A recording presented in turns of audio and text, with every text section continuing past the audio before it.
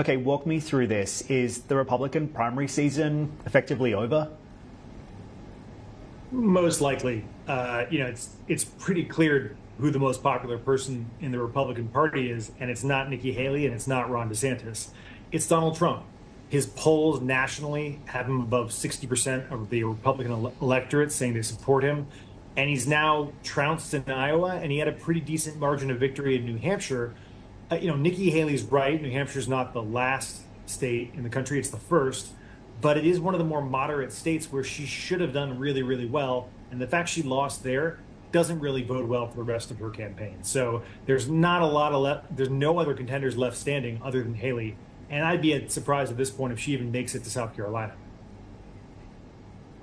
So, John, let me ask you this. Nikki Haley has said she will fight on, and I think the question is why. You say she doesn't have a path to the presidential, so what is she fighting for? Is it to be Trump's VP? I think if she wants to be Trump's VP, she's already done basically the work she needs to prove herself viable as a VP candidate. She matches up well with Kamala Harris. She's got foreign policy experience. She has a pre-existing relationship with Trump. So there's no real benefit in staying in this race if her goal is to serve in the Trump administration. If instead her goal is to try to stick around and make herself look like the viable alternative in case something happens to Donald Trump's health or he drops out for some other reason, then I guess she could do that. But the longer she stays in and the more victories he racks up, which is exceedingly likely looking at the upcoming calendar in Nevada, Michigan, and South Carolina, the worse it looks for her. So there's just no real upside.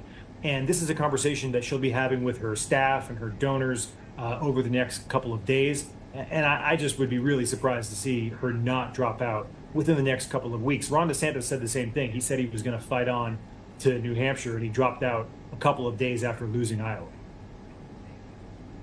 You know, it's fascinating because she does have to present herself as a Trump alternative right now, but also at the same time work to convince her donors, and there are significant numbers of them, that she remains a viable investment. So let's see how long this lasts, particularly as we track towards the race in South Carolina. But John, at a broader point, I wanted to ask you about how the Democrats and how the Biden administration is ultimately going to react to Trump's resurgence here. The Real Clear Politics average has President Joe Biden trailing former President Trump in 6 of the 7 battleground states. So what happens next here? Are we going to see Democrats perhaps unite in opposition to a Trump candidacy here, or maybe the Biden administration even changing its track on how they can compete against what is a new and resurgent President Trump coming back to the political mainstream?